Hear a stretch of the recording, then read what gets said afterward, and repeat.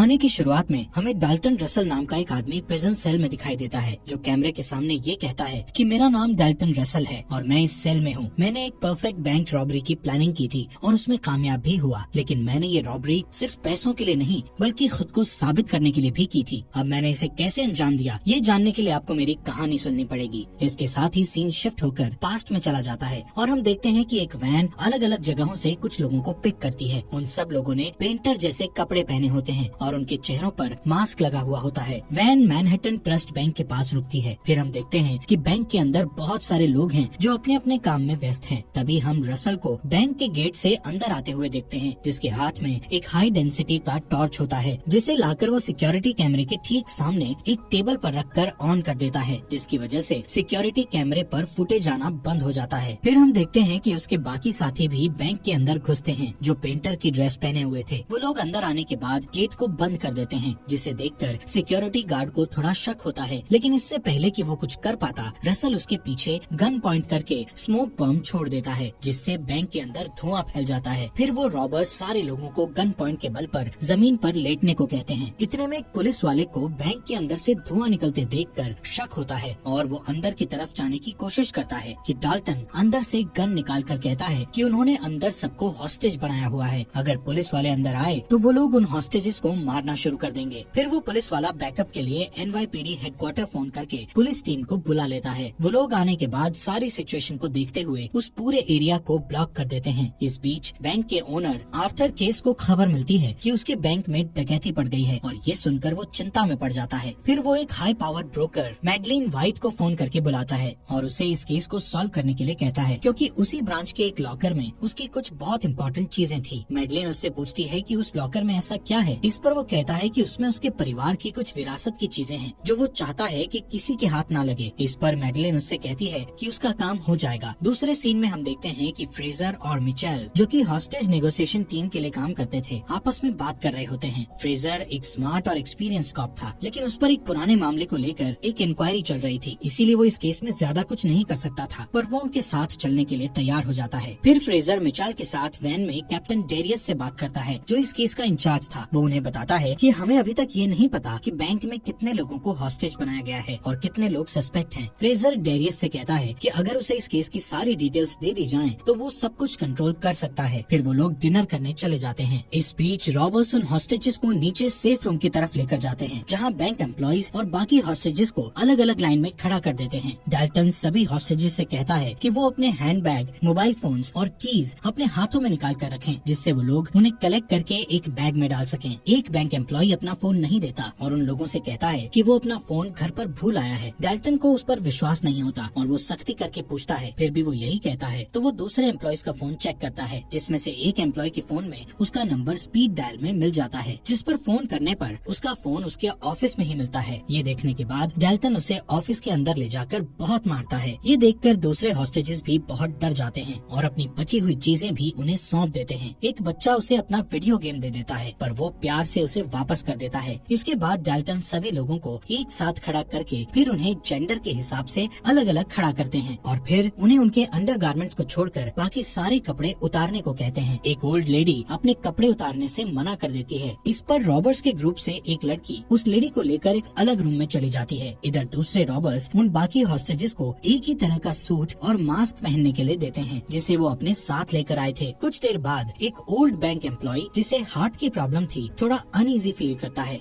ये देखकर डाल्टन और उसके साथी उसे बैंक से बाहर जाने देते हैं। जैसे ही वो बाहर आता है, पुलिस वाले उसे घुटने टेकने को कहते हैं। फिर वो उसे पकड़ लेते हैं और उससे अंदर के हालात पूछते हैं। तो वो कहता है कि अगर पुलिस अंदर गई तो रॉबर्स 2 लोगों को मार डालेंगे। इस बीच रॉबर्स बाकी और हॉस्टेजेस को चेक करते हैं और पूरे बैंक का जायजा लेते हैं। वो लोग सेफ रूम और लॉकर से गुजरते हुए बैक रूम में पहुंच जाते हैं, जहां ऑफिस सप्लाई रखी होती है। बाद में हम एक रॉबर को बैंक के अंदर जमीन की खुदाई करते हुए देखते हैं। इस बीच डेरियस फ्रेजर और मिचेल को उस आदमी के बारे में बताता है जिसे रॉबर्स ने बाहर आने दिया था। वो आदमी उन्हें बताता है कि अंदर 4 रॉबर्स हैं। इस पर डेरियस उन्हें बताता है कि वो रॉबरी से पहले के बैंक के वीडियो फुटेजेस का इंतजार कर रहा है, जिससे कि अंदर के हालात का सटीक अंदाजा लगा सके। वो बताता है कि बैंक के सारे कॉल्स उनकी तरफ डाइवर्ट कर दिए गए हैं और अब फ्रेजर के ऊपर था कि वो आगे क्या करता है। फ्रेजर को लगता है कि अभी रॉबर्स से बात करने का सही समय नहीं है, क्योंकि वो ये देखना चाहता था कि रॉबर्स का अगला कदम क्या होगा। इस इंतजार बाजार के दौरान मिचेल को रॉबर्स की वैन बाहर खड़ी मिलती है जो कि उनके हिसाब से चोरी की होगी। आखिरकार कुछ देर के बाद फ्रेजर डाल्टन से बात करने को तैयार हो जाता है और वो बैंक में फोन लगाता है, पर डाल्टन फोन पिक नहीं करता। तब तक सिक्योरिटी कैमरा की फुटेजेस आ जाती हैं और वो लोग उसे चेक करने लगते हैं, पर उन्हें कोई सुराग नहीं मिलता क्योंकि रॉबर्ट्स ने अपने साथ लाए हुए लाइट्स की हेल्प से इन कैमरास को पहले ही ब्लाइंड कर दिया था। तभी बैंक के सामने कुछ हलचल दिखाई देती है और सारे पुलिस वाले उधर दौड़ पड़ते हैं। ठीक उसी वक्त मैडलिन न्यूयॉर्क के मेयर से मिलने जाती है। वो उनसे कहती है कि उसके एक क्लाइंट के लिए उसे उनकी हेल्प चाहिए क्योंकि वो अपने क्लाइंट के लिए हॉस्टेजेस को मॉनिटर कर रही है। वो कहती है कि उसे किसी तरह बैंक के अंदर जाने का इंतजाम करा दे, साथ ही सेफ्टी के लिए कुछ पुलिस वालों को भी उसके साथ कर दे। पहले तो मेयर इसके लिए साफ मना कर देता है, पर मैडलिन के बहुत इंसिस्ट करने पर मान जाता है। इस बीच रॉबर्ट्स एक और हॉस्टेज को मैसेज के साथ रिलीज करते हैं। जैसे ही वो हॉस्टेज बाहर आता है, सारे पुलिस वाले उसे दबोच लेते हैं। वो एक सिख था, पर गलती से वो सब उसे अरबी आतंकवादी समझकर उसकी पगड़ी उतारकर उसके धर्म का अपमान करते हैं। उसे बुरी तरह पकड़कर ले जाते हैं और एक रेस्टोरेंट में जाकर उससे पूछताछ करने लगते हैं। सिख बहुत नाराज होता है, पर वो लोग किसी तरह उसे मना लेते हैं। फिर वो बताता है कि अंदर कम से कम 20 से 30 हॉस्टेजेस हैं और वो रॉबर्ट्स फॉरेनर्स हैं। इसके बाद वो लोग उस मैसेज को पढ़ते हैं जिसे रॉबर्ट्स ने उस हॉस्टेज के साथ भेजा था। उस मैसेज में लिखा था कि उन्हें 2 बस और एक जंबो जेट चाहिए जो कि 9 बजे तक उन्हें डिलीवर कर दिया जाए, और अगर पुलिस वालों ने उनकी डिमांड्स पूरी न की तो हर घंटे में एक हॉस्टेज को मार डाला जाएगा। उसमें ये भी लिखा था कि बैंक को अंदर से एक प्लास्टिक एक्सप्लोजिव से घेर लिया गया है। इस पर वो लोग बैंक के फोन में एक मैसेज भेजते हैं जिसमें डैरियस कहता है कि वो लोग जेट अरेंज नहीं कर सकते, लेकिन बस के बारे में संभावना है। पर फ्रेजर कहता है कि जब तक रॉबर्ट्स उनसे बात नहीं करेंगे उन्हें कुछ नहीं मिलेगा, एक कप कॉफी तक नहीं। इस बीच अचानक केस वहाँ आ जाता है और कहता है कि शायद वो उनकी कुछ मदद कर सके और रॉबर्ट्स की डिमांड के बारे में पूछता है। जब कॉप्स उन्हें बताते हैं कि रॉबर्ट्स को प्लेन चाहिए तो वो कहता है कि वो शायद अरेंज कर सके। इस पर सारे कॉप्स हैरान रह जाते हैं। केस वहाँ रुककर सारी सिचुएशन और उस पर हो रही प्रोग्रेस अपनी आंखों से देखना चाहता था, लेकिन सब उसे समझा बुझाकर भेज देते हैं। इस बीच रॉबर्ट्स का एक और मैसेज आता है कि उन्हें खाना चाहिए। इसे पुलिस वाले एक अच्छा मौका समझते हैं क्योंकि खाने के साथ साथ वो वहाँ कुछ ऐसे डिवाइस भेज सकते थे जिससे कि वो अंदर होने वाली बातचीत को सुन सकें। टैपिंग डिवाइस इंचार्ज कहती है कि पिज्जा भेजना बेहतर होगा क्योंकि उसके लिए लोग एक जगह इकट्ठा होंगे और आपस में बातचीत करेंगे, जिससे हमें अंदर के हालात ज्यादा अच्छे मालूम होंगे। फ्रेजर उससे डिवाइस के बारे में पूछता है तो वो कहती है कि ये एक डिजिटल डिवाइस है जो 30 सेकंड्स तक रिकॉर्ड कर सकता है। इस बीच एक हॉस्टेज होशियारी दिखाने की कोशिश करता है तो वो लोग उसे पीटते हुए घसीटकर उस रूम में ले जाते हैं जहां ऑफिस सप्लाई रखी थी। थोड़ी देर बाद उनका खाना आ जाता है जो उन्होंने ऑर्डर किया था। फ्रेजर अपनी निगरानी में सारी चीजों को रॉबर्ट्स तक पहुंचते हुए देखता है और डाल्टन से खुद को इंट्रोड्यूस कराता है। फ्रेजर डाल्टन से कहता है कि अगर वो उसका फोन उठाए तो वो उससे बात करना चाहता है, लेकिन डाल्टन कुछ नहीं कहता। इसके बाद पुलिस वाले बैंक के अंदर होने वाली बातचीत को ऑडियो डिवाइस के जरिए सुनने की कोशिश करते हैं, जिससे उन्हें पता चलता है कि वो लोग किसी अलग भाषा में बात कर रहे थे। फ्रेजर अनुमान लगाता है कि वो शायद रशियन भाषा है। फिर वो मिचेल को रिलीज किए गए हॉस्टेजेस से ये मालूम करने के लिए भेजता है कि क्या उन्होंने बैंक के अंदर किसी को रशियन भाषा में बात करते देखा था। इस बीच बैंक में रॉबर्ट्स फीमेल हॉस्टेज में से किसी एक को ले जाकर दूसरे कमरे में बंद कर देते हैं और उसकी जगह वो फीमेल रॉबर उस पहले कमरे में चली जाती है और खुद हॉस्टेज होने का नाटक करती है। इसी तरह वो दूसरी लेडी को एक तीसरे रूम में बंद करते हैं। आखिर में असली फीमेल रॉबर को सप्लाई रूम में गड्ढा खोदते हुए दिखाया जाता है। इधर सारे कॉप्स एक रशियन जानने वाले कॉप के साथ बात करते हैं तो वो कहता है कि डिवाइस में रिकॉर्ड हुई भाषा रशियन जैसी लगती है, पर असल में वो बुल्गारियन है जो कि सेंट्रल यूरोप में बोली जाती है। तभी फ्रेजर को एक आइडिया सूझता है और वो उस रिकॉर्डिंग को बाहर भीड़ भाड़ वाली जगह पर बजाते हैं ताकि आने जाने वाले लोगों में से अगर किसी को वो भाषा आती हो तो उनसे संपर्क कर सके। उसका आइडिया काम कर जाता है। एक कंस्ट्रक्शन वर्कर उस भाषा को पहचान लेता है और कहता है कि वो अल्बानियन भाषा है क्योंकि उसकी एक्स वाइफ अल्बानिया से थी। ये सुनकर वो लोग अल्बानियन कॉन्सुलेट से संपर्क करने की कोशिश करते हैं पर नहीं कर पाते। आखिरकार वो उस कंस्ट्रक्शन वर्कर से फोन करवाकर उसकी वाइफ को बुलवाते हैं। उसकी वाइफ आती है और सारी सिचुएशन समझने के बाद इस मौके का फायदा उठाकर वो अपनी पार्किंग फीस माफ करवाने को कहती है। फ्रेजर उससे रिकॉर्डिंग को ध्यान से सुनकर उन्हें बताने के लिए कहता है। इस पर वो औरत हंसने लगती है और कहती है कि उसे न सिर्फ ये पता है कि वहाँ क्या बात हो रही थी बल्कि ये भी पता है कि बोलने वाला कौन है। पुलिस वाले ये सुनकर सारी बात जानने के लिए बहुत उत्सुक हो जाते हैं, पर तुरंत ही उनकी खुशी निराशा में बदल जाती है जब उन्हें पता चलता है कि वो आवाज दरअसल अल्बानिया और वरास्का के पूर्व कम्युनिस्ट प्रेसिडेंट की थी और ये रिकॉर्डिंग उन्हीं के एक पुराने भाषण का हिस्सा था। वो समझ जाते हैं कि रॉबर बहुत होशियार हैं। वो खाने के पैकेट्स में पुलिस वालों की तरफ से छुपाकर भेजे गए डिवाइस के बारे में जान गए होंगे और इसीलिए उन्होंने वो रैंडम टेप चलाया होगा ताकि वो उन्हें कंफ्यूज कर सकें। इसी बीच हम देखते हैं कि बैंक के अंदर डाल्टन एक एक करके सारे सेफ चेक करता है, पर किसी सेफ से कुछ लेता नहीं है। और थोड़ी ही देर में हम देखते हैं कि वो और उसकी एक साथी एक सेफ डिपॉजिट बॉक्स को खोलते हैं। उसमें उन्हें एक डॉक्यूमेंट, हीरो से भरी एक छोटी थैली और एक कार्टियर रिंग मिलती है। डाल्टन डॉक्यूमेंट्स को अपने पास रख लेता है और उसकी पार्टनर बाकी चीजों को वापस बॉक्स में बंद कर देती है। उसी वक्त मेयर मैडेलिन के साथ वहाँ पहुँचता है और बैंक के सामने खड़े वैन में जाकर डिटेक्टिव से बात करता है। वो लोग अपना परिचय देते हैं और मैडेलिन बहुत शॉर्ट में अपने वहाँ आने का मकसद बताती है। फ्रेजर उसकी हेल्प लेने में इंटरेस्टेड नहीं दिखता, तो वो लोग उसे उसके पुराने केस को लेकर ब्लैकमेल करने की कोशिश करते हैं। इस पर फ्रेजर मान जाता है। कुछ देर बाद डाल्टन फ्रेजर का फोन उठा लेता है, लेकिन बातचीत का कुछ नतीजा नहीं निकलता, क्योंकि डाल्टन उसी की बात को दोहराता है कि उसकी डिमांड पूरी नहीं की गई तो वो हॉस्टेजेस को मार डालेगा। दूसरी बार की बातचीत में भी वो सारी चीजें रिपीट होती हैं। फ्रेजर को लगता है कि वो किसी तरह रॉबर्ट से थोड़ा वक्त और ले ले तो उन्हें कोई स्ट्रैटेजी बनाने में आसानी होगी। ये सोचकर वो उनसे दोबारा खाने का ऑफर देता है, जिस पर डाल्टन उन्हें सैंडविच भेजने को कहता है। इसके बाद रॉबर्ट्स उस होल को चेक करते हैं जो उन्होंने सप्लाई रूम में खुदवाया था और आगे चलकर उनकी रॉबरी का एक बड़ा हिस्सा बनने वाला था। डाल्टन से खुद बात करने के बाद फ्रेजर मैडेलिन से भी उसकी बात कराता है। मैडेलिन उसे फेस टू फेस बात करने के लिए कन्विंस कर लेती है और फ्रेजर उसे बैंक तक पहुंचा देता है। उसे चिंता थी कि मैडेलिन कुछ गलत ना कर बैठे, पर वो उसे भरोसा दिलाती है कि वो सब कुछ संभाल लेगी। जब वो बैंक के अंदर जाती है तो इधर उधर नजर दौड़ाने के बाद वो डाल्टन की तरफ बढ़ती है। डाल्टन से बातचीत के दौरान वो उसे सेफ डिपॉजिट बॉक्स देने के बदले कम से कम सजा और $2 मिलियन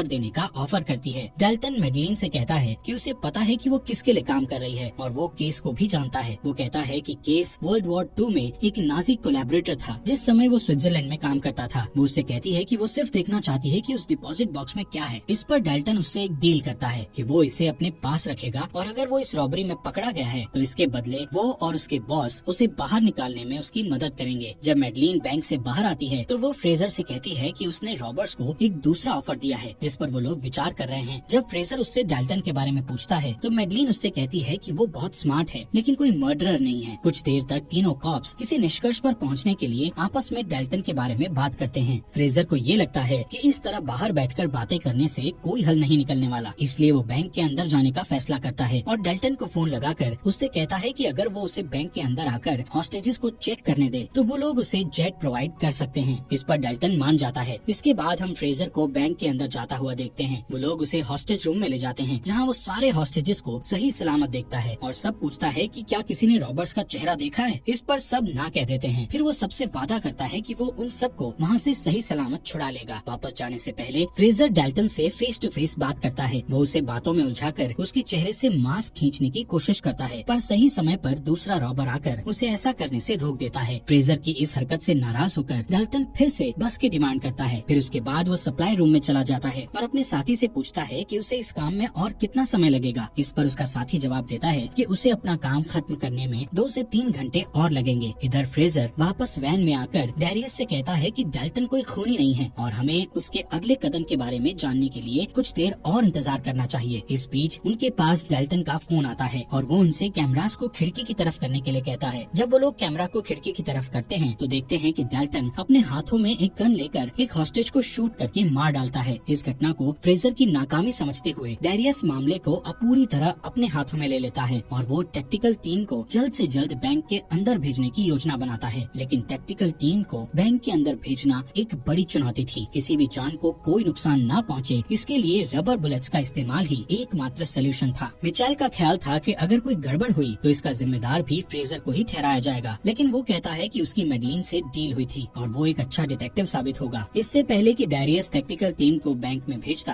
फ्रेजर को पता चलता है कि रॉबर्ट्स ड्रॉवर में रखे एक ट्रांसमीटर के जरिए उनकी सारी बातें सुन रहे थे। वो डैरियस से कैप्टन को इन्फॉर्म करने के लिए कहता है, पर डैरियस उसकी बात को अनसुना करके अपने प्लान की तरफ आगे बढ़ जाता है। इधर डाल्टन उनकी सारी बातें सुनकर बैंक के अंदर स्मोक ग्रेनेड फेंक देता है और कॉप्स के अंदर आने से पहले सारे हॉस्टेजेस को बैंक के बाहर निकाल देता है। बाहर निकलते ही टैक्टिकल टीम वाले सारे हॉस्टेजेस को जमीन पर लेटने के लिए कहते हैं और फिर उन्हें गिरफ्तार कर लेते हैं। इसके बाद वो लोग बैंक के अंदर जाते हैं ताकि रॉबर्ट्स को पकड़ सकें और अगर कोई डेड बॉडी मिले तो उसे भी बाहर ला सकें। वो लोग सारे रूम्स को चेक करते हैं, फिर सेफ और सप्लाई रूम को भी देखते हैं, लेकिन उन्हें कहीं भी कुछ नहीं मिलता। डैरियस, मिचेल और फ्रेजर भी वहाँ पहुँचते हैं तो टैक्टिकल टीम का हेड उन्हें बताता है कि उन्हें किसी हॉस्टेज की बॉडी नहीं मिली और न ही बैंक से कोई चीज गायब हुई है। इसके अलावा कॉप्स ये भी देखते हैं कि रॉबर्ट्स के सारे हथियार असल में खिलौने थे और उस हॉस्टेज का मारा जाना भी एक ड्रामा था। इस बीच सारे हॉस्टेजेस और उनके बीच छिपे हुए रॉबर्स को पुलिस पूछताछ के लिए पुलिस स्टेशन ले जाती है। वो इस तरह हॉस्टेजेस के बीच घुल मिल गए थे कि कोई भी नहीं कह सकता था कि कौन हॉस्टेज है और कौन रॉबर्स। इसलिए फ्रेजर का कैप्टन उससे कहता है कि अब इस केस का कोई मतलब नहीं बनता, क्योंकि ना तो कुछ चोरी हुआ है और ना ही कोई पकड़ा गया है। फ्रेजर को ऐसी उम्मीद नहीं थी, पर वो हार भी नहीं मान सकता था। जब वो सारे लॉकर्स और सेफ की छानबीन करता है तो उसे उस सेफ डिपॉजिट बॉक्स वाले लॉकर के बारे में पता चलता है कि उसकी डिटेल्स गायब हैं। फिर वो मैगलीन से मिलता है और उसे वो रिकॉर्डिंग सुनाता है जिसमें मेयर और मैगलीन उसे ब्लैकमेल कर रहे थे। वो कहता है कि वो उस रिकॉर्डिंग के बारे में किसी को कुछ नहीं बताएगा, लेकिन इसके बदले में वो उससे उस बॉक्स की जानकारी मांगता है। मैगलीन उसे थोड़ा हिंट देकर इस बात को यहीं खत्म करने के लिए कहती है और बाद में केस से मिलने जाती है। वो केस को बताती है कि फ्रेजर के बारे में चिंता करने की जरूरत नहीं है, वो डॉक्यूमेंट्स उसके हाथ नहीं लगेंगे, क्योंकि उस डॉक्यूमेंट्स को डेल्टन जमानत के तौर पर अपने साथ लेकर गया है, ताकि अगर वो पकड़ा जाए तो खुद को बचाने के लिए उस बॉक्स के बदले वो हमारी मदद ले सके। मैगलीन को पता था कि उस सेफ में डॉक्यूमेंट्स के अलावा डायमंड्स भी थे। केस उसे बताता है कि उस बॉक्स में एक कार्टियर रिंग भी थी, जो कि उसके जूइश फ्रेंड का था, जिसे उसने नाजियों से ही बचाया था, क्योंकि नाजियों ने इसके लिए उसे बहुत बड़ी रकम दी थी। इसके बाद वो मैगलीन को उसकी फीस देकर रुखसत करता है। यहाँ सीन शिफ्ट होता है और हम डेल्टन को उसी प्रिजन सेल में देखते हैं, जहाँ से वो अपनी इस रॉबरी की पूरी कहानी सबको बता रहा होता है कि कैसे उसने एक कमरे में बैठकर इतनी बड़ी रॉबरी को अंजाम दिया। ये वही सेल था जो उसके साथियों ने सप्लाई रूम में गड्ढा खोदकर बनाया था और ट्रिक वॉल से छुपा दिया था। अब डेल्टन के पास डायमंड्स, रिंग और वो डॉक्यूमेंट्स थे। वो उस ट्रिक वॉल को तोड़कर वहाँ से निकलता है और आसानी के साथ बैंक के फ्रंट गेट से बाहर आ जाता है, जैसे कि वो एक नॉर्मल क्लाइंट हो। उसके सारे साथी बैंक के बाहर एक गाड़ी में उसका इंतजार कर रहे होते हैं। फ्रेजर और मिचेल जब बैंक के अंदर आ रहे होते हैं, तब बाहर जाते वक्त डेल्टन फ्रेजर से टकरा जाता है, पर वो उसे पहचान नहीं पाता। फ्रेजर कोर्ट के ऑर्डर से बैंक के अंदर जाकर जब उस डिपॉजिट बॉक्स को खोलता है तो उसमें उसे च्युइंगम, कांचे रिंग और एक नोट मिलता है जिस पर फॉलो द रिंग लिखा होता है। फ्रेजर उस बॉक्स के बारे में बात करने के लिए केस के पास जाता है, क्योंकि उसको शक था कि इस सीक्रेट के पीछे कोई बुरी वजह जरूर होगी। केस उसके सभी सवालों का चालाकी से जवाब देने की कोशिश करता है, पर फ्रेजर उसे वो रिंग दिखाकर कहता है कि जिस दिन उसे इस रिंग के बारे में पूरी जानकारी मिल जाएगी, वो उसका सारा भेद खोल देगा। इसके बाद वो मिचेल से मिलता है तो वो दोनों हंसते हैं और बहुत खुश होते हैं कि उन्होंने केस को उसकी जगह दिखा दी। बाद में फ्रेजर मैगलीन के साथ मेयर के लंच में जाकर उन्हें वो कार्टियर रिंग दिखाता है और उन्हें वॉशिंगटन डीसी के वॉर क्राइम इश्यूज ऑफिस का नंबर भी देता है, ताकि मैगलीन उस पर लगे झूठे चार्जेस हटवा सके। इसके बदले वो मैगलीन को उसकी रिकॉर्डिंग दे देता है।